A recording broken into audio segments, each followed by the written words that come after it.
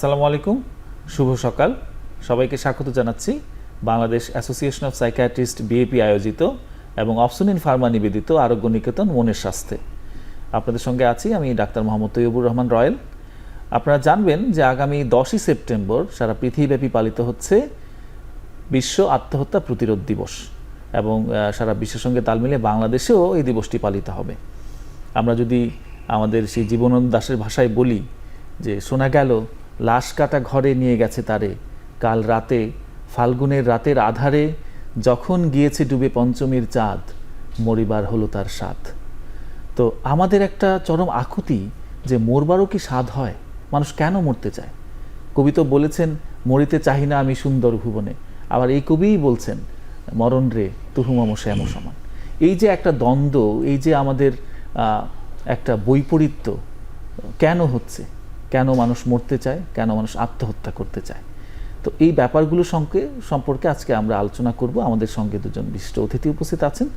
আমার ডানে আছেন অধ্যাপক ডাক্তার এম.এম.এস আলাউদ্দিন কাউসার বিপ্লব, তিনি বর্তমান চেয়ারম্যান হিসেবে আছেন মনোরোগবিদ্যা বিভাগ, বাংলাদেশ মেডিকেল ইউনিভার্সিটি। এবং আমার বাম পাশে আছেন ডাক্তার মোহাম্মদ আরিফুজ্জামান, রেজিস্ট্রার, জাতীয় মানসিক স্বাস্থ্য ইনস্টিটিউট। আপনাদের দুজনকেই আমাদের স্টুডিওতে স্বাগত জানাচ্ছি। আপনাকে এবং সেই সাথে দর্শক যারা দেখছেন তাদের সবাইকে স্বাগত। স্যার, আমি প্রথমে আপনার কাছে আসছি। আমরা এই যে বলছিলাম যে আত্মহত্যা, মানুষ আত্মহত্যা কেন করে স্যার? আসলে কেন মানুষ মরতে চায়?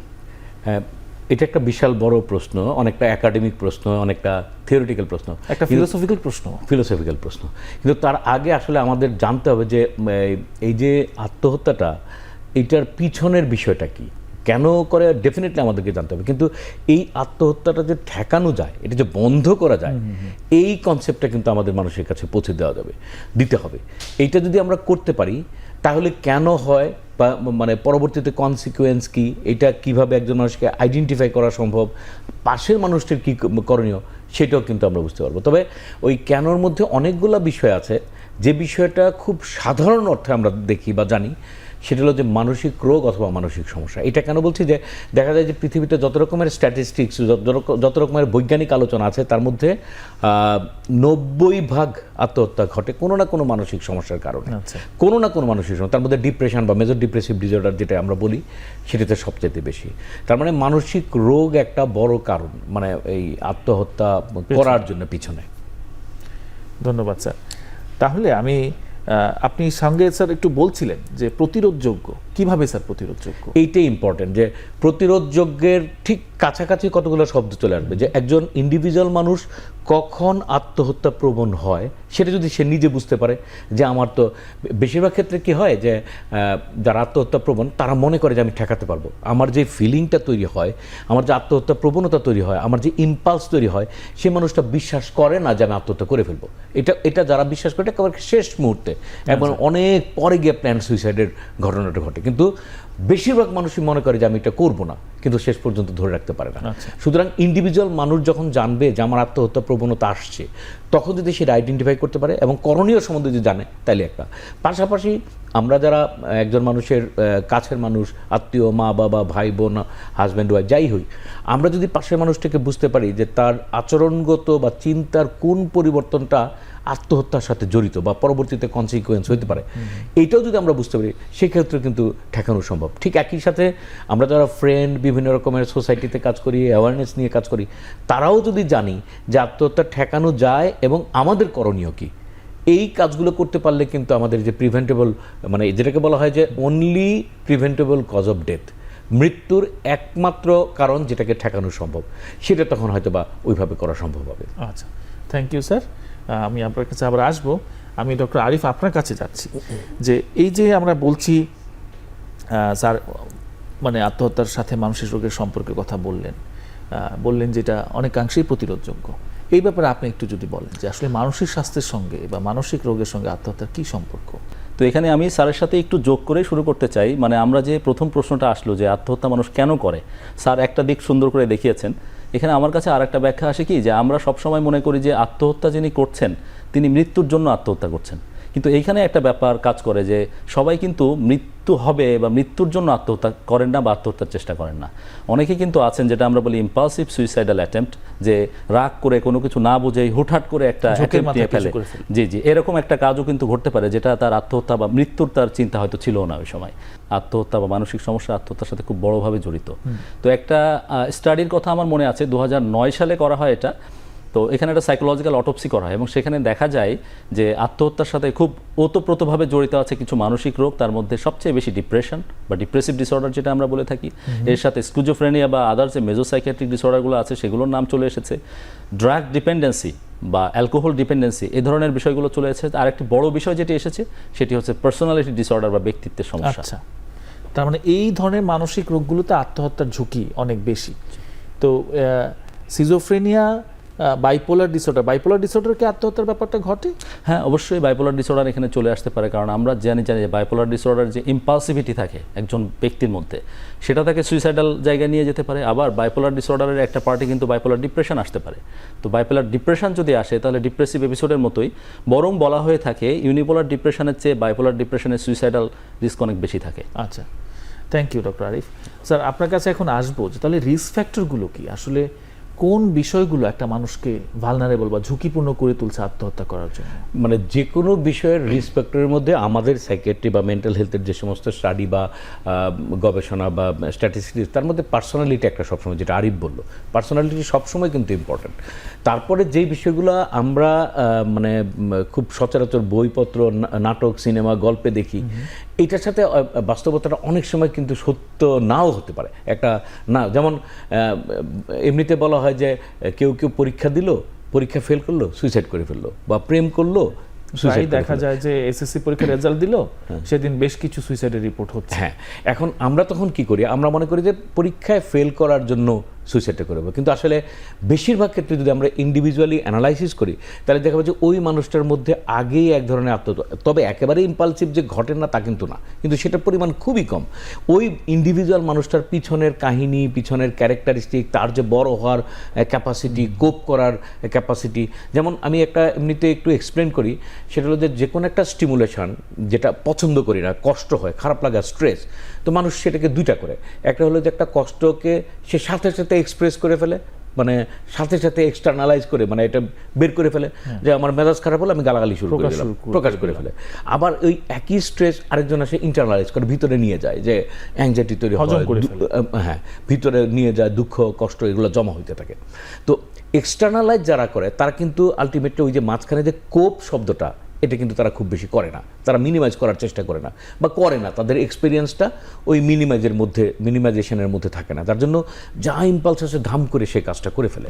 আর যারা ইন্টারনালাইজ করে তারও একরকম, কিন্তু বেশিরভাগ মানুষের বিজ্ঞানটা হবে তখনই যদি মাঝখানের কোপিং বিষয়টাকে আমরা রেডি করতে পারি, যে কোন স্ট্রেস, কোন কষ্ট, কোন সুবিধাটা অসুবিধাটা আমরা কিভাবে প্রকাশ করব। ওই যে আমাদের ভাষায় বলে একটা ম্যাল অ্যাডাপটিভ আর একটা বলে অ্যাডাপটিভ। তো অ্যাডাপটিভ মানে হলো যেগুলা সমাজ, ধর্ম, বিজ্ঞান, শরীর, মন, সেই বিষয়গুলো দিয়ে অ্যাকসেপ্টেবল, আর যেগুলো মানে আনএক্সেপ্টেবল বা ম্যাল অ্যাডাপটিভ, যেমন কেউ হয়তো বা একটা ঘটনার পরে কেউ নেশা করা শুরু করলো, অথবা জিনিসপত্র ভাঙা শুরু করলো, অথবা অন্যজনকে আঘাত করা শুরু করলো, অথবা ডিসমিস করে দিল যে না আমি আর করবোই না।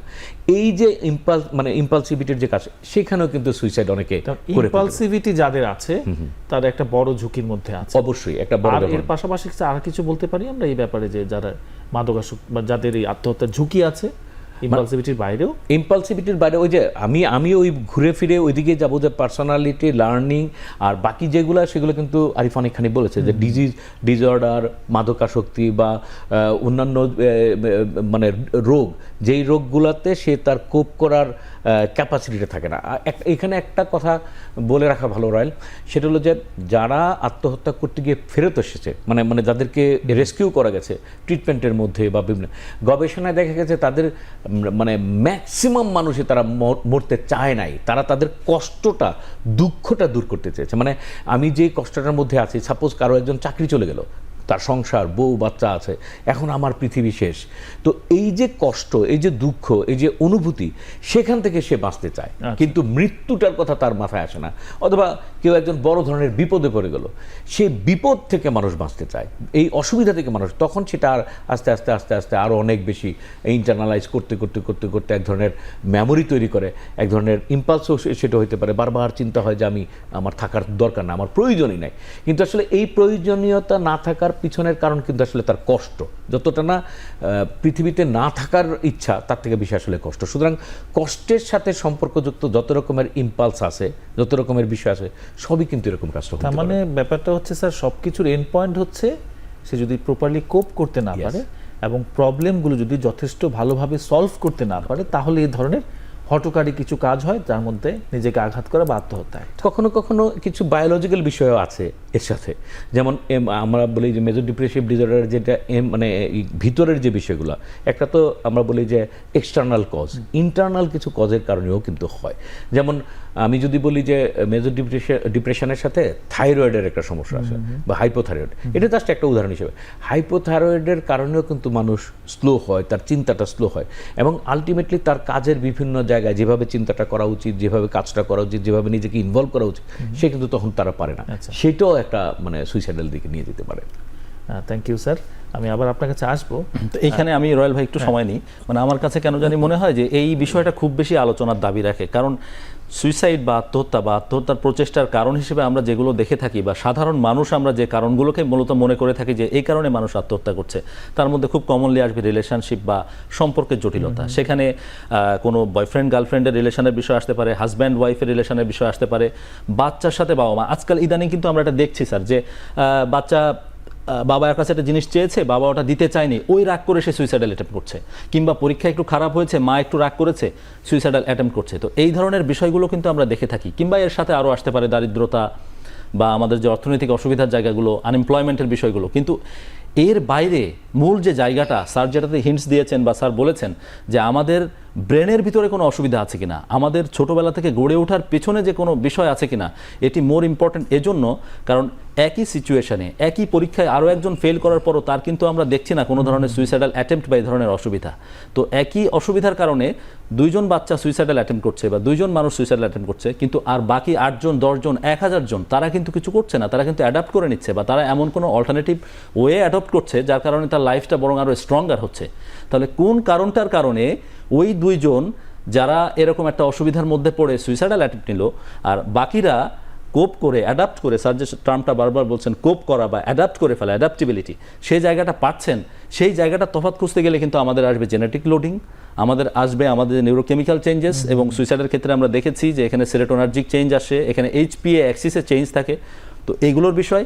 আর তার চেয়ে আরেকটা খুব ইম্পর্টেন্ট জায়গা, সেটা হচ্ছে পার্সোনালিটি ডেভেলপমেন্ট। একজন বাচ্চা ছোটোবেলা থেকে কিভাবে বেড়ে উঠলেন এবং পরবর্তীতে বিভিন্ন সিচুয়েশনে তিনি কিভাবে নিজেকে এক্সপ্রেস করছেন, কিভাবে রেসপন্স করছেন, কিভাবে তার অবস্থানটা তৈরি করছেন, তিনি কি অল্টারনেটিভ ওয়েগুলো খুঁজে নিয়ে নিজেকে অন্যভাবে চালিত করতে পারছেন, নাকি তিনি এটি মানতে না পেরে অসহায়ত্বের প্রকাশ হিসেবে সুইসাইডাল অ্যাটেম্প্ট করছেন।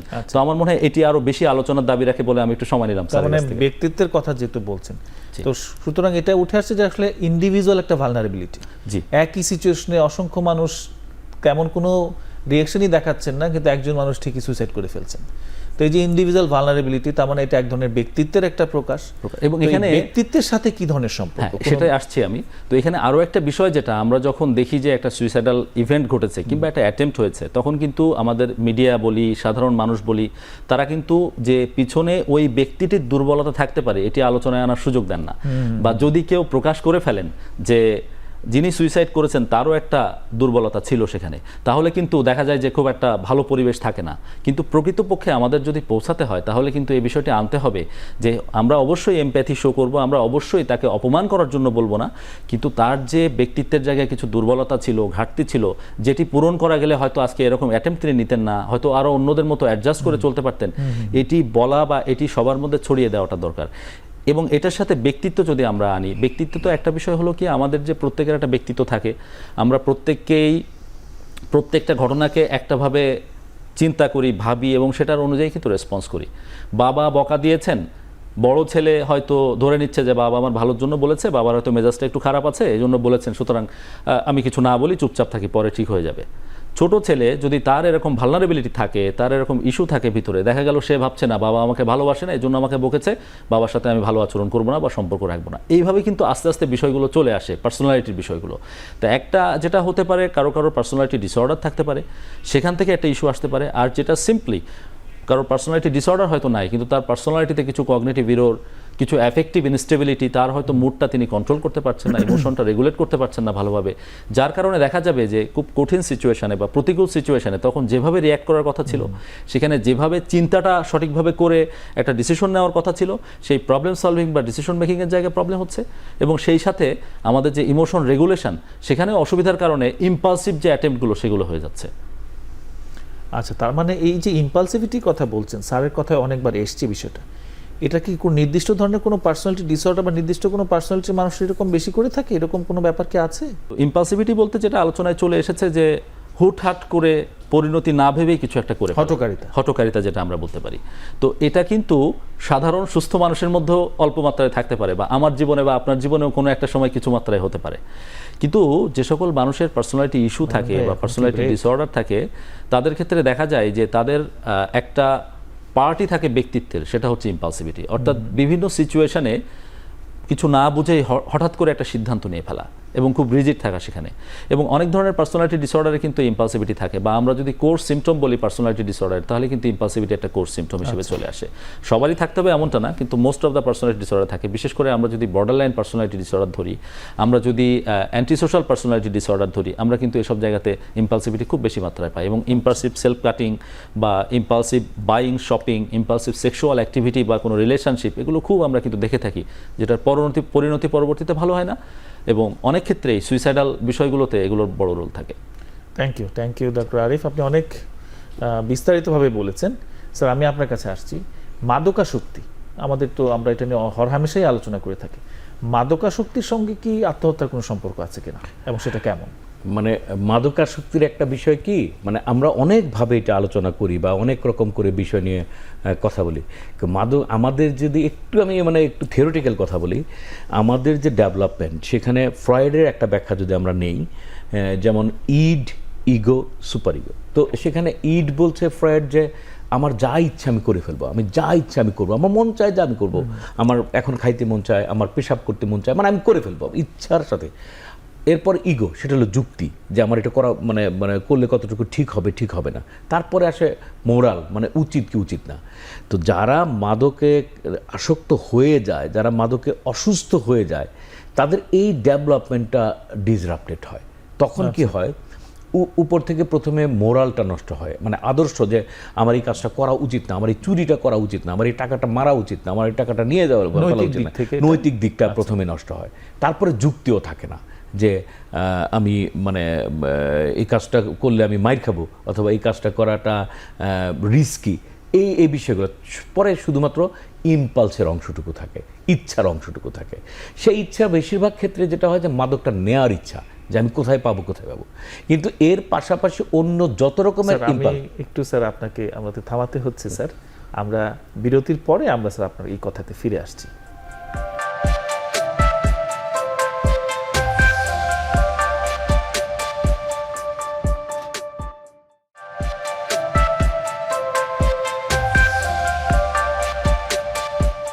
বিরতির পর ফিরে আসলাম। অপসনিন ফার্মা নিবেদিত আরোগ্য নিকেতন মনের স্বাস্থ্যে। স্যার, আপনার সঙ্গে যেটা নিয়ে আলোচনা করছিলাম, যে মাদকাসক্তির সঙ্গে আত্মহত্যার সম্পর্কে, আপনি আসছিলেন যে যারা মাদকাসক্ত তাদের ইডের অংশটাতে আসছিলেন, যে তখন শুধুমাত্র ইচ্ছা দিয়েই চালিত হচ্ছে, তার তাড়না দিয়েই কেবলমাত্র চালিত হচ্ছে। অনেকটা ছোট শিশুর মতো, শিশুরা যেমন যা চায় তাই করতে পারে, মানে করতে চায়, ঠিক একই রকম তখন যেটা হয় যে এই অংশটুকু মানে যখন এরকম একটা জায়গায় চলে আসে, তখন তার যে ইচ্ছা সেটাই সে করতে চায়, এবং সেখানে ওই ইম্পালসিভিটিটা চলে আসে।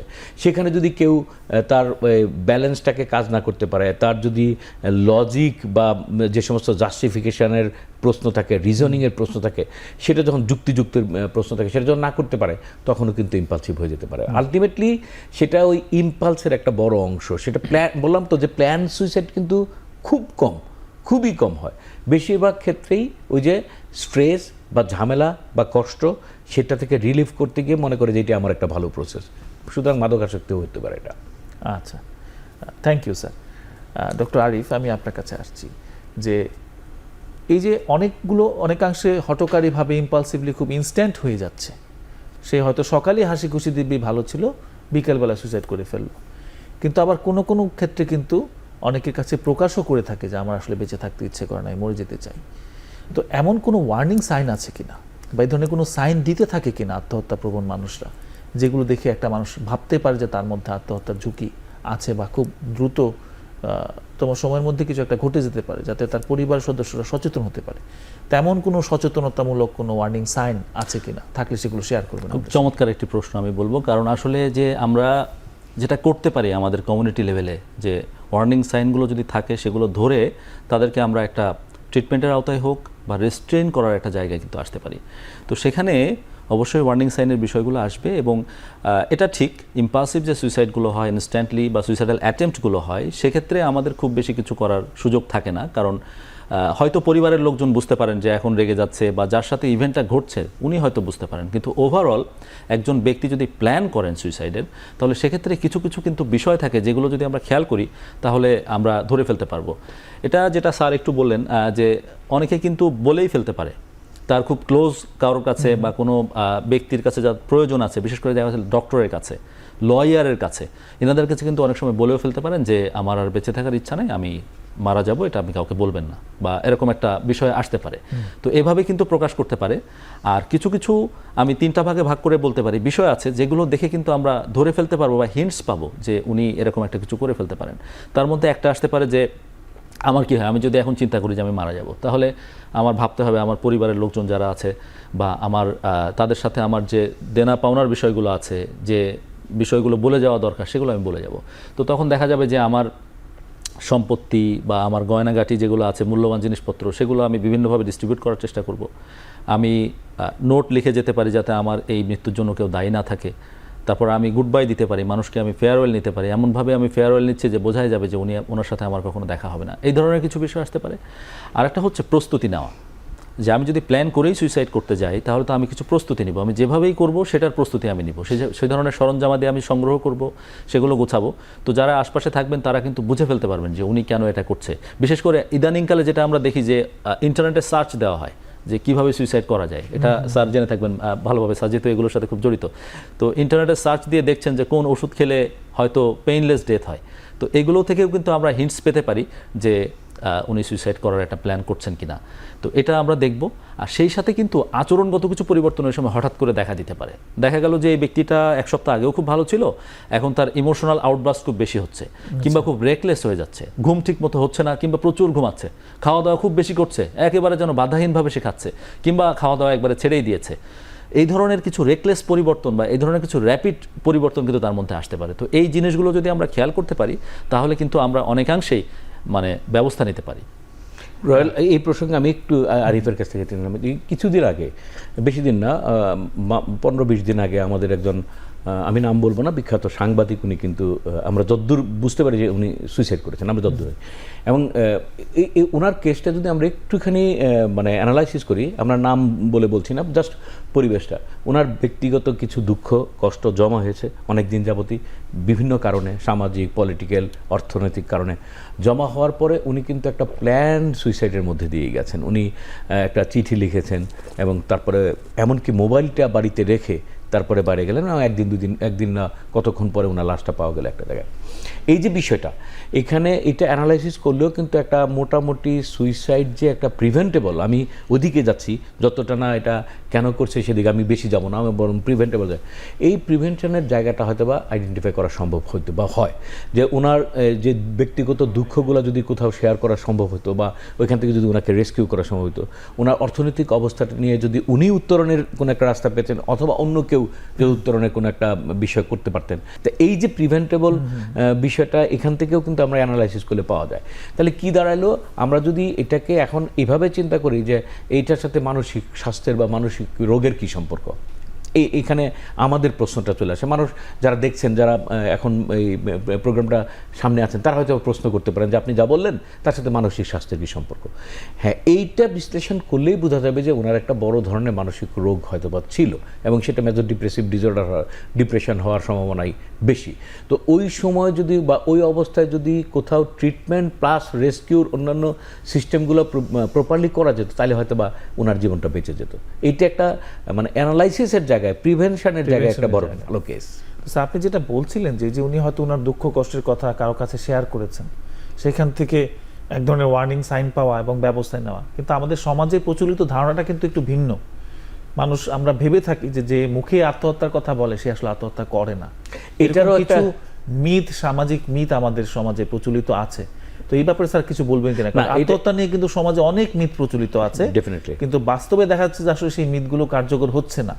তো রয়্যাল এটার কিন্তু সায়েন্টিফিক ব্যাখ্যাও আছে যে বললেই আত্মহত্যা করে না। ওই যে আরিফ একটু আগে বললো পার্সোনালিটি ডিসঅর্ডার, যেমন বর্ডারলাইন পার্সোনালিটি ডিসঅর্ডার বা এই কথা শব্দগুলো হয়তো বা যারা শুনছেন একটু কঠিন মনে হতে পারে, কিন্তু একটা মানুষের, সব মানুষ তো একরকম না, মানুষের বিভিন্ন রকমের প্যাটার্ন আছে চলার। তো তার মধ্যে একটা বর্ডারলাইন পার্সোনালিটি ডিসঅর্ডার অথবা অ্যান্টিসোশ্যাল, তারা অনেক সময় থ্রেট করে। তো এই থ্রেটের কারণেও কিন্তু মনে হইতে পারে যে ও তো এরকম বলে করে এত পাত্তা দেওয়ার কি আছে।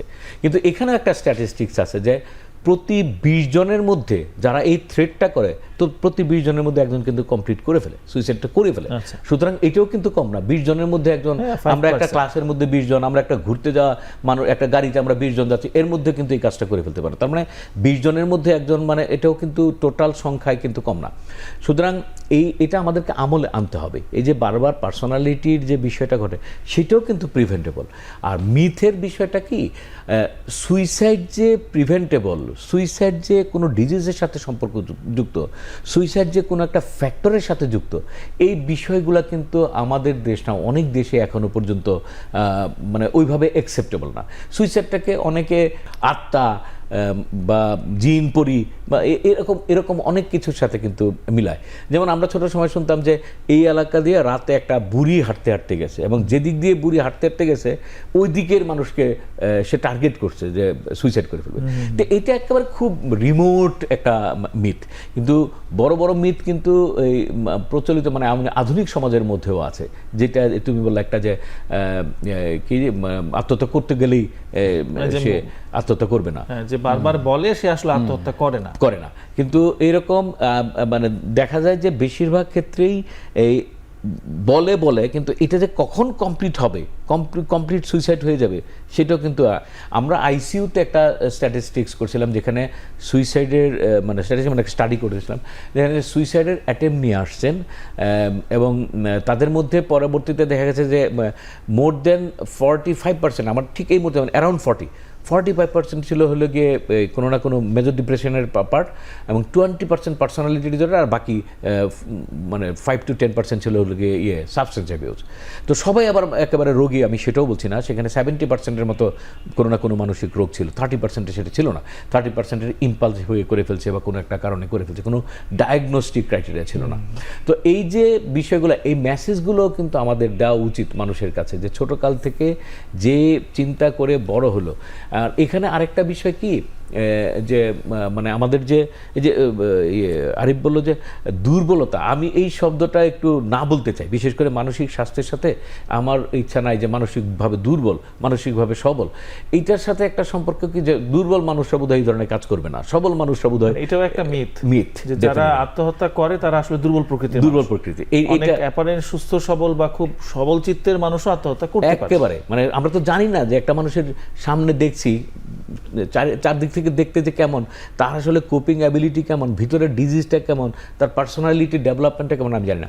এই জন্য আমি দুর্বল শব্দটা না বলে যদি আমি স্কিল্ড বলি, দক্ষ বলি, যে মানসিকভাবে একটা সিচুয়েশনকে হ্যান্ডেল করার জন্য উপযুক্ত, বা এই ম্যানেজমেন্ট করতে ওনার মধ্যে এই দক্ষতাটা আছে বা এটা নাই, আমার কাছে মনে হয় যে ওইটা অনেক বেশি অ্যাপ্রোপ্রিয়েট হবে। কারণ এই দুর্বলতা শব্দ দিয়ে আমরা কিন্তু অনেক কিছুকে জাস্টিফাই করার চেষ্টা করি। তো একজন মানুষকে যদি আমি মানসিকভাবে দুর্বল বলি, অনেক শিক্ষিত মানুষ উনিও তো অনেক কাজ করে ফেলতে পারেন, অনেক ইম্পালসিভলি অনেক স্কিল তার নাও থাকতে পারে। তো সেই ক্ষেত্রে দুর্বলতা শব্দ না বলে স্কিল বললে ম্যানেজমেন্টের জন্য সব দিক থেকে সুবিধা, ব্যক্তিগত, পারিবারিক, সামাজিক, অর্থনৈতিক সব জায়গায় ম্যানেজ করতে সুবিধাটা হয়। Thank you sir. Doctor Arif, বাংলাদেশে কিন্তু প্রচলিত আইনে আত্মহত্যা একটা অপরাধ, অর্থাৎ কেউ যদি আত্মহত্যা করতে গিয়ে বেঁচে যায় সরকার তাহলে তাকে শাস্তি দিতে পারবে। এটা আপনার কাছে কেমন মনে হয়? এটা কি যথেষ্ট ন্যায়সঙ্গত মনে হয়, বা এই ব্যাপারে আসলে আমাদের কিছু করণীয় আছে কিনা? এই যে আত্মহত্যা একটা ক্রিমিনালাইজেশন, সেটার প্রভাবই বা কেমন হচ্ছে? খুব একটা কন্ট্রাডিক্টরি প্রশ্ন, মানে যেটা কি এখানে আমার কিছু ভিন্ন মত থাকতে পারে। বিষয়টা কি, আমরা প্রথমে যদি দেখি কোনো আইন বা পানিশমেন্ট কি জন্য, প্রথমত সংশোধনের জন্য, এটাতে তো দ্বিমত করার কোনো সুযোগ নেই। তাহলে যদি আমরা সুইসাইডাল অ্যাটেম্প্ট করলেন কেউ, তিনি সেখান থেকে ফেরত আসলেন, তাকে পানিশমেন্ট দিচ্ছি তার পরিশুদ্ধির জন্য, বিশুদ্ধতার জন্য, অর্থাৎ পরবর্তীতে তিনি এই কাজটি আর করবেন না। কিন্তু আমরা যদি দেখি স্যারের কথা ধরে যে অধিকাংশ ক্ষেত্রেই কোনো না কোনো সাইকিয়াট্রিক ডিসঅর্ডার বা সাইকিয়াট্রিক ইস্যু তার মধ্যে থাকার কারণেই তিনি সুইসাইডাল অ্যাটেম্প্ট করছেন। এখন যদি আমি বলি একজন পেশেন্ট, স্ট্রোকের পেশেন্ট, ওনার স্ট্রোক হওয়ার কারণে একটু এলোমেলো আচরণ করছেন বা উনি সুইসাইড করতে চাচ্ছেন, এ সময় যদি আমরা বলি যে পেনাল কোড অ্যাক্ট 1961 যেটা, সেটা 309 সেকশনে এটা আছে যে সেইটা অনুযায়ী ওনার বিচার হবে এবং উনি সর্বোচ্চ 1 বছর পর্যন্ত শাস্তি পেতে পারেন, তো এটা কেমন দেখাবে?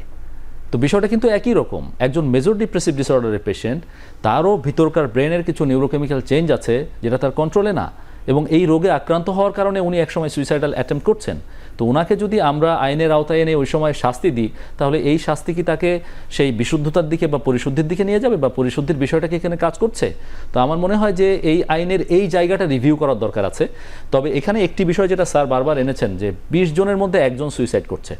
20 জন বলতে এখানে কিন্তু 20 জন অ্যাটেম্প্ট করছে, যারা করছেন। কিংবা যদি আমরা আর একটু লার্জার স্কেলে যাই, থ্রেট যদি গণনা করা হয়, এভাবে তো স্টাডি আমরা দেখি না, থ্রেট কয়জন করার পরে বা কয়টা থ্রেট হওয়ার পরে একটা অ্যাটেম্প্ট হয়, সেটা কিন্তু অনেক বড়, মানে অনেক কম রেশিও আসবে। হয়তো কয়েক হাজার থ্রেটের মধ্যে একটা আমরা সুইসাইডাল অ্যাটেম্প্ট বা সুইসাইড পাবো।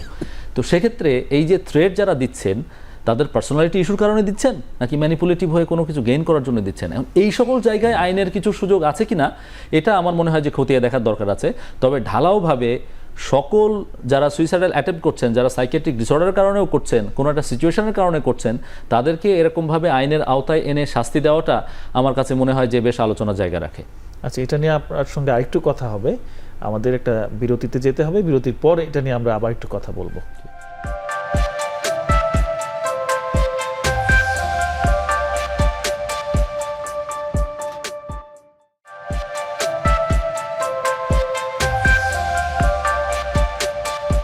বিরতির পর ফিরলাম, অপসনিন ফার্মা নিবেদিত আরোগ্য নিকেতন মনের স্বাস্থ্যে। ডক্টর আরিফ, যে কথাটাতে আমরা ছিলাম, তাহলে কি দাঁড়াচ্ছে যে হয়তো যখন এই আইনগুলো প্রণীত হয়েছিল তখন মানসিক স্বাস্থ্যের ব্যাপারে অতটা সচেতনতা ছিল না, বা মানসিক রোগের কারণে আত্মহত্যা করতে পারে সেই ধারণাটা হয়তো তখন আইন প্রণেতাদের মধ্যে সেভাবে উপস্থিত ছিল না। এখন যেহেতু এটা মোটামুটি একটা অ্যাস্টাবলিশ ট্রুথ, যে যারা গ্লোবালি বিভিন্ন রকম স্টাডির মাধ্যমে যেহেতু যারা আত্মহত্যা করছেন তাদের একটা বড় অংশের, প্রায় 90% স্যার বললেন, কোনো না কোনো মানসিক রোগে ভুগছেন। তার মানে মানসিক রোগের কারণে তার চিন্তা চেতনার মধ্যে পরিবর্তন আসতে পারে, যার কারণে তিনি আত্মহত্যার মতো একটা পথ বেছে নিচ্ছেন। তাহলে সেই আইনের সংশোধন প্রয়োজন মনে করেন কিনা, এবং এই ফোরাম থেকে আপনারা সেটাকে আপনি বলতে চান কিনা যে অবশ্যই রিভিউ হওয়া উচিত? অবশ্যই রিভিউ হওয়া দরকার, এবং এটা নিয়ে বিস্তর আলোচনা হওয়া দরকার। এবং আসলে যেটা কি হয়, এই আইনের প্র্যাকটিক্যালিটি কতটুকু আছে সেটা নিয়ে প্রশ্ন আছে। তবুও মানে আইনটি সংশোধন হওয়াও কিন্তু একটা মেসেজ দেয় আমাদের কাছে। শুধু এই আইন না, এখানে আরও একটি বিষয় যেটা মিথ নিয়ে কথা হচ্ছিল, আমি একটু সময় নিচ্ছি স্যার, যে সুইসাইডের যে মিথ নিয়ে কথা হচ্ছিল, যে আমরা মনে করি যে এটা মহাপাপ বা এটার শাস্তি অনেক বেশি ধর্মীয়ভাবে। যদিও আমি ধর্মীয় বিশেষজ্ঞ না, কিন্তু একটা ভিউ কিন্তু এখান থেকে আসে। আমরা কিন্তু আবার এটা জানি যে যারা মানসিকভাবে ভারসাম্যহীন থাকেন তাদের বিচারের ক্ষেত্রে কিন্তু অনেক এক্সেমশন আছে। তো একজন মানসিকভাবে ভারসাম্যহীন মানুষ যদি আত্মহত্যা করে ফেলেন তার মহাপাপ হবে কি না আমার মনে হয় এটা আল্লাহ তাআলার উপরে ছেড়ে দেওয়া দরকার। আমরা এইসব জায়গায় অনেক স্টেটমেন্ট দিয়ে ফেলি। একজন মানুষ হয়তো স্কিজোফ্রেনিয়া আক্রান্ত ছিল, উনি হয়তো সুইসাইড করে ফেলেছেন, আমরা তো অনেক এখানে হয়তো বয়ান আসবে, অনেক বক্তব্য আসবে যে উনি মহাপাপ করেছেন এই, কিন্তু উনার এই সুইসাইড করার মতো বা এটা বোঝার মতো এবিলিটিও ছিল কিনা সেটা কিন্তু আমরা জাজ করছি না। তো এরকম বিষয়গুলো কিন্তু এখানে আসে যেগুলো ধর্মীয়ভাবেও খুব ইম্পর্টেন্ট। কিন্তু এটাতে কিন্তু আমি এটাকে একটু ভিন্নভাবে আমরা দেখতে পারি কিনা, যে এই যে আত্মহত্যা মহাপাপ, এই যে একটা কথা প্রচলিত আছে, এটা কিন্তু একটা বড় প্রোটেক্টিভ ফ্যাক্টর। আসলে আমরা অনেক মানুষের ক্ষেত্রে আমরা কিন্তু দেখতে পাই যে তারা বলেই নিজে যে এটা যদি মহাপাপ না হতো আমি আত্মহত্যা করে ফেলতাম। এই যে ধর্মীয় একটা অনুভূতি, এটা সব ধর্মে, সেটা ইসলাম ধর্ম, এটাতে আমি একমত, এটাতে আমি একমত যে এটা কারণে আমাদের ভালো কিন্তু একটা মানুষকে অনেকাংশে প্রোটেক্ট করছে। এটা দেখা ভালো যাচ্ছে কথা। এই আমরা প্রোটেকশনটা না থাকলে এটা অনেক মানুষ হয়তো সুইসাইড করে ফেলতে পারত। হ্যাঁ, কারণ আমরা রোগী দেখতে গেলে রোগীদের কাছ থেকেও পাই যে বলেই ফেলছেন যে আমার তো আর বেঁচে থাকতে ইচ্ছা করছে না। তো তখন তো আমরা প্রশ্নটা করি যে তাহলে আপনি বেঁচে আছেন কোন ফোর্সের কারণে? তখন কিন্তু এটিই প্রথম চলে আসে অনেক ক্ষেত্রেই, যে আমি তো মারা গেলে মানে খুব কঠিন শাস্তির মুখোমুখি হব, শুধু এই ভয়ে আমি নিজেকে ঠেকিয়ে রেখেছি। এটা একটা ভ্যালিড পয়েন্ট। তো আমি যেটা দেখাতে চেয়েছি সেটা আরেকটা অ্যাঙ্গেল ঠিক থেকে আছে, অবশ্যই আমাদের সেই ভিন্ন প্রেক্ষিতগুলো নিয়ে তো অবশ্যই আলোচনা করার জন্য এই forum. Thank you doctor Arif. Sir, আমি আপনার কাছে আসছি যে স্যার, এই যে আত্মহত্যাগুলো হচ্ছে, এক ধরনের বিজ্ঞানসম্মত ধারণা একরকম, সমাজে প্রচলিত মিথ একরকম। তো এই আত্মহত্যা করার পরে যে মিডিয়া রিপোর্টিংগুলো হচ্ছে, আমরা তো মিডিয়া রিপোর্টিং থেকে জানতে পারছি অনেক সেন্সেশনালাইজ ঘটনাও ঘটছে। এখনকার ইন্টারনেটের যুগে অনেকে ফেসবুকে লাইভ হচ্ছে, আত্মহত্যা করছে, এবং সেগুলো কিন্তু জনমনে একটা ম্যাস প্যানিকও তৈরি করছে। তো এই যে মিডিয়ার ভূমিকাটা স্যার কেমন হওয়া উচিত, এটা যথাযথ হচ্ছে কিনা, আমাদের বাংলাদেশে কেমন হওয়া উচিত, এই বিষয়ে যদি স্যার আমাদেরকে একটু বিস্তারিত বলতেন স্যার। এখানে দুইটা বিষয়। একটা মিডিয়া যেটা মেইন স্ট্রিম মিডিয়া আমরা এখনো পর্যন্ত বলি, যদিও এখন মেইন স্ট্রিম মিডিয়া অনেকটা মানে একবারে মিলে গেছে, কিন্তু তারপরে মেইন স্ট্রিম মিডিয়া এটা একটা গাইডলাইন তৈরি করা যেতে পারে, ওনারা হয়তো বা। কিন্তু আমরা সোশ্যাল মিডিয়ার যেখানে আসলে কোনো নিয়ন্ত্রণ নাই। সোশ্যাল মিডিয়ার যেমন বেশ কিছু দেশে বিফোর 18 মানে 18 আগে ফেসবুক বা এই ধরনের সোশ্যাল মিডিয়া ইউজ করা কিন্তু নিষেধ আছে বা মানে প্রহিবিটেড করা।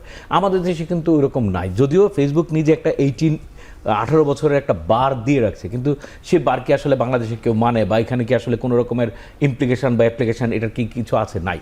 তো যেটা হয় যে আমাদের দেশে এই এমন একটা অবস্থা হয়েছে সোশ্যাল মিডিয়া যে যা খুশি তা আমরা দিতে পারি, এবং কোনো সেন্সর নাই। এবং সেন্সর একটাই, যদি ফেসবুক নিজে কিছু সেন্সর করে, তাদের ক্রাইটেরিয়ার সাথে যায় না, তখন হয়তো বা ডিলিট করে দিল, অথবা কয়েকদিনের জন্য তাকে অফ করে দিল, কমেন্ট বন্ধ করে দিল।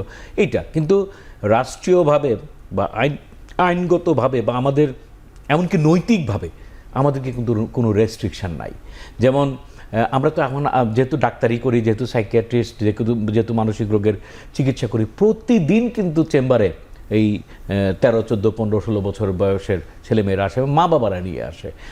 বেশিরভাগ ক্ষেত্রে তাদের এই social media use, social media আসক্তি এবং সোশ্যাল মিডিয়াতে নিয়ন্ত্রণহীন যে কোনো কিছু তার দেখা, করা, চিন্তা করা, কমিউনিকেশন করা, সেটা। তো সেখানে এই যে সুইসাইডের বিষয়টা, একজন মানুষ কিন্তু তার যা খুশি তা করতে পারে, এটা তো আসলে অমানবিক। এখন অমানবিক শব্দের অর্থটা কি? অমানবিক তো কোনো মানে এটা কোনো আমরা তো লাইন দিতে পারবো না যে এটা করলে অমানবিক, এটা করলে মানবিক। মানবিকতা আসে মানুষের মনের ভিতর থেকে, যে আসলে আমি কেমনে ম্যানেজ করে, হয়তো বা ডেফিনেশন একটা আছে। কিন্তু এই যে অমানবিক শব্দটা আমি বললাম, কখন বললাম? যেমন আমার কাছে আনএক্সেপ্টেবল। কিন্তু যে এই কাজটা করছে সে কিন্তু চিন্তা করছে না এটা বাচ্চারা দেখছে, নাকি বুড়া মানুষ দেখছে, নাকি আমার আত্মীয় স্বজন দেখছে, আমার ছেলে মেয়েরা দেখছে, কোনো কিছু নিয়ন্ত্রণ নাই। তবে এই মিডিয়ার এখানে একটা ইম্পর্টেন্ট বিষয় যে দেখা গেছে যে বড় বড় স্টার যারা, তারা যদি কোনো কারণে এই ধরনের সুইসাইড করে, তারপরে পরে সাবসিকুয়েন্টলি বেশ কিছু সুইসাইড ঘটে যায়। এই যে মডেলিং বলে, বা মানে এই মানে কি কপিক্যাট সুইসাইড বলে, যে এই একটার পর একটা বড় ধরনের ঘটনা ঘটতেই থাকে। তো মেরিলিন মনরোর পরে নাকি এরকম অনেক ঘটনা বাংলাদেশে দেখা যাচ্ছে যে সালমান শাহ মারা যাওয়ার পরে তো অনেক দিন এরকম রিপোর্টিং হয়েছে, ভক্তদের মধ্যে অনেকে। এই বিষয়গুলো এখন আগের থেকে, আমি বলবো যেটা আমার ব্যক্তিগত অবজারভেশন, যে এখনকার মিডিয়া আগের থেকে অনেক সচেতন। এই বিষয়গুলো পোর্ট্রেট করা, এই বিষয়গুলো কোন জায়গায় তারা লিখবে বা কোন জায়গায় হেডিং করবে, কিভাবে করবে, অনেকেই আগে থেকে। কেউ আছে ভিউ ব্যবসার জন্য করে, বা মানে কাটতির জন্য করে, সেটাও মেইন স্ট্রিম মিডিয়া, কিন্তু তার অনলাইন কাটতি বাড়ানোর জন্য এই ধরনের কেউ কেউ ব্যাপার করে হচ্ছে। কিন্তু তাও আমি বলবো যে কমে আসতেছে। মেইন স্ট্রিম মিডিয়াতে আবার দেখা যায় যে একটা ছোট্ট ঘটনা, যদিও একটু ডিফারেন্ট, ছোট্ট ঘটনাকে এমনভাবে তারা মানে কথা বলে যে কি জানি কি ঘটে গেল, দেখা গেলো একজন মানুষ নামাজ পড়তেছে কিন্তু এই এখন দেখবেন মানে এই যে সেন্সরবিহীন বা চিন্তা ভাবনার কোনো রকমের কন্ট্রোলবিহীন যে কাজটা করে সেটা অনেকখানি কমে আসছে মেইন স্ট্রিম মিডিয়াতে। কিন্তু সোশ্যাল মিডিয়ার তো এখনও পর্যন্ত কোনো নিয়ন্ত্রণ নাই। তো সুইসাইড শুধুমাত্র না, সুইসাইডের মতো আরও অনেক হোমিসাইড হোক বা সেলফ ডিস্ট্রাকশানই হোক বা অনেক কিছু আছে যেটার ইম্প্যাক্ট কিন্তু একজন মানুষ করলে অন্যদের উপরে পড়ে। তারপরেও এখানে একটা কথা আমি বলতে চাই যে মানে সুইসাইডের ওয়ার্ল্ড ওয়াইড যে প্রিভেনশনের কাজটা শুরু, সেটা কিন্তু অনেকগুলো পয়েন্ট আছে, যেটা আরিফও বলছিল যে পোভার্টির কারণে হতে পারে, সোশ্যাল কারণে হতে পারে। এর মধ্যে একটা যেমন আছে যে অল্টিস্টিক, মানে যেমন বড় ধরনের যে সুইসাইড বোম্বিং যেটা করে, যে নিজের আত্মহত্যা করে ফেলে একটা বড় ধরনের পরিবর্তন চায় যে আমি আমার জীবন দিয়ে দেব, বড় ধরনের পরিবর্তন। এই বিষয়গুলো কিন্তু মানে মানে আইনের মধ্যে আসে, বিষয়টা ওইখান থেকে আসছে আসলে, যে আইনের অংশটুকু নিয়ে যাওয়া। কিন্তু ডিজিজের সাথে বা মেডিকেল মডেল বা যে ডাক্তারির মডেল, এই মডেলে আসলে ওইটা কোনোভাবেই না, মানে স্বাস্থ্যযোগ্য অপরাধ হওয়া উচিত না। সেখানে ডেফিনেটলি এটাকে ডায়াগনোসিস করে ট্রিটমেন্ট করে সেটা চিকিৎসার করলে যে প্রিভেন্ট হওয়া যায়, এই ন্যারেটিভটা, এই চিন্তাটাই আসলে মানে নিয়ে আসা উচিত। কিন্তু ওই ওই ওই ওই বিষয়গুলো আসছে আসলে বেসিক্যালি ওই সমস্ত জায়গা থেকে, যেখানে নিজের ক্ষতি করে অন্যের কোনো একটা কিছু চেঞ্জ করে ফেলা, মানে বড় ধরনের একটা, আমরা শব্দটা ইউজ করতে চাই না, তারপরে বললাম যে নাশকতা যে শব্দটা ইউজ হয়, সেখান থেকে মানে এই বিষয়গুলো থাকতে পারে। কিন্তু আলটিমেটলি সুইসাইড যেহেতু আইনটা তো স্যার বেশ পুরনো, এই যে নাশকতার এই শব্দগুলো তো আমরা এই হয়তো এই শতাব্দীতে মিলেনিয়ামের পরেই হয়তো এগুলো বেশি বেশি শুনছি, বা হয়তো 90-এর দশক 80-এর দশকে ছিল। হ্যাঁ, কিন্তু অলরেডি কিন্তু অনেক দেশে এটা পরিবর্তন হয়ে গেছে। আমাদের পার্শ্ববর্তী খুব সম্ভব শ্রীলঙ্কাতেও এটা পরিবর্তন হয়ে গেছে, খুব সম্ভব, আমার এই মুহূর্তে মনে পড়ছে না, কিন্তু খুব সম্ভব শ্রীলঙ্কাতেও সেটার ওই আইনের জায়গায় নাই, সেটা মেডিকেল মডেলে গিয়ে এটা ডিজিজ প্রসেস। আমাদেরও সেখানে পরিবর্তনের সুযোগ আছে ডেফিনেটলি। এবং মিডিয়ার ভূমিকা নিয়েও স্যার আপনি বলেছেন। স্যার থ্যাংক ইউ, আপনার কাছে আবার আসছি। আমাদের সময় হচ্ছে আমাদের সর্বশেষ বিরতিতে যাবার, আমরা বিরতির পরেই ফিরছি।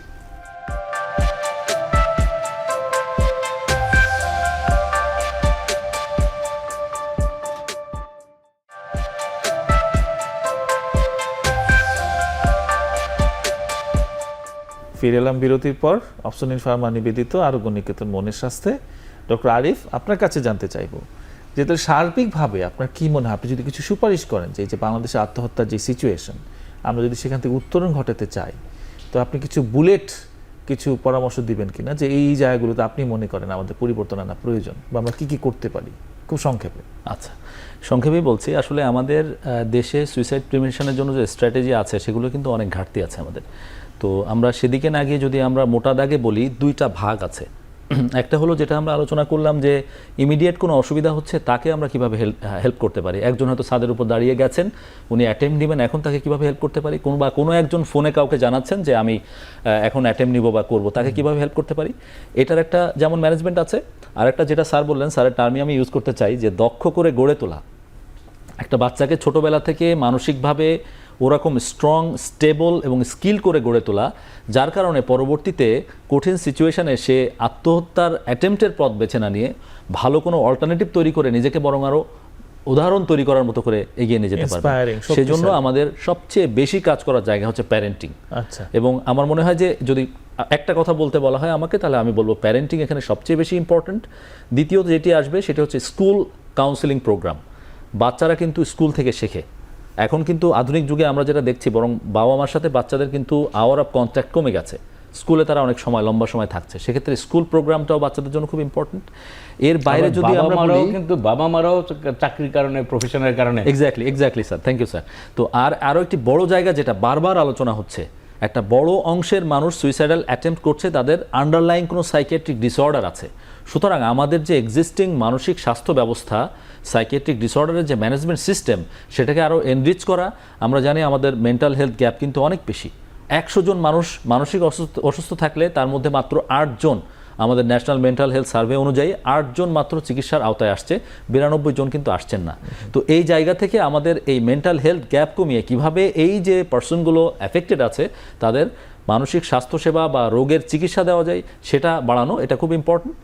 আর এর সাথে যেটা স্যার বললেন যে মিডিয়ার ক্ষেত্রে আমার মনে হয় অনেক বড় কাজ করা দরকার। শুধুমাত্র মেইন স্ট্রিম মিডিয়া না, সোশ্যাল মিডিয়া এখন অনেক প্রিভেইল করছে। এর বাইরে আরও একটা গুরুত্বপূর্ণ বিষয় যেটা রয়ে গেছে, স্টিগমা। তো এখন এটা তো আর কোনো একটা পার্টিকুলার অ্যাক্টিভিটির মাধ্যমে হবে না। আমি যে আজকের প্রোগ্রামটা আমাদের হচ্ছে, এখানে যে আলোচনাগুলো হচ্ছে, বিজ্ঞ স্যারের কথা আমরা শুনলাম, তো এই আলোচনা থেকে যে অ্যাওয়ারনেস বিল্ড আপ হচ্ছে বা ওভারঅল আমাদের যে মেন্টাল হেলথ প্রোগ্রামগুলো আছে, বাংলাদেশ অ্যাসোসিয়েশন অফ সাইকিয়াট্রিস্ট এখানে খুব কাজ করছে। তো এই অ্যাওয়ারনেস বিল্ড আপের মাধ্যমেই কিন্তু স্টিগমা কমে আসবে। এখানে আরেকটা জিনিস একটু আমি সংক্ষেপে বলে রাখতে চাই, আমাদের কিন্তু সুইসাইড প্রিভেনশনের জন্য ন্যাশনাল ওরকম কোনো কমিটি বা স্ট্র্যাটেজি কিন্তু নাই, বাজেটও কিন্তু আলাদাভাবে নাই। তো এগুলো আমাদের ফোকাস করতে হবে। এবং যেটা একটা কমিটি আছে বাংলাদেশ অ্যাসোসিয়েশন অফ সাইকিয়াট্রিস্টের, যে সুইসাইড প্রিভেনশনের একটা সোসাইটি আছে, সেটাকে আরও একটু অ্যাক্টিভ করে যদি ওভারঅল আমরা এগোতে পারি তাহলে কিন্তু সম্ভব। আচ্ছা, ধন্যবাদ ডক্টর আরিফ, বেশ চমৎকার করে বলেছেন আপনি। স্যার আপনার কাছে চলে আসছি। তো আমরা তো আত্মহত্যা নিয়ে বললাম, এবং আত্মহত্যা নিয়ে ডক্টর আরিফ যেটা বললেন যে একটা বড় অংশই হচ্ছে আসলে মানসিক রোগের কারণে। সুতরাং শেষ পর্যন্ত সেই মানসিক স্বাস্থ্যসেবাকে ঢেলে সাজানো, মানসিক স্বাস্থ্যসেবাকে মানুষের কাছে পৌঁছে দেওয়া, সহজলভ্য করা, এবং তার মাধ্যমে হয়তো একটা বড় অংশের সুসাইডও প্রিভেন্ট করা সম্ভব।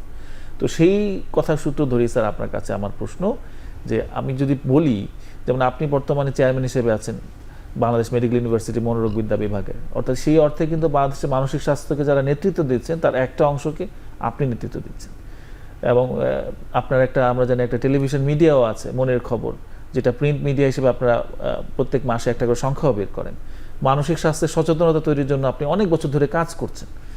তো স্যার আপনার অভিজ্ঞতাটা কি, বা আমি যদি বলি 10 বছরে আপনি মানসিক স্বাস্থ্যকে কোথায় দেখতে চান, বাংলাদেশের মানসিক স্বাস্থ্যকে? বিষয়টা দুইভাবে দেখি। একটা হলো যে আমরা যেখান থেকে শুরু করেছিলাম মানসিক স্বাস্থ্যের সচেতনতার কাজ, সেটা কিন্তু আজকে অনেক দূর। এই যে আজকের প্রোগ্রাম, এটাও কিন্তু প্রমাণ করে যে একটা বড় টেলিভিশন তারা মানসিক স্বাস্থ্যের একটা ধারাবাহিক, আরও কয়েকটা টেলিভিশন করছে।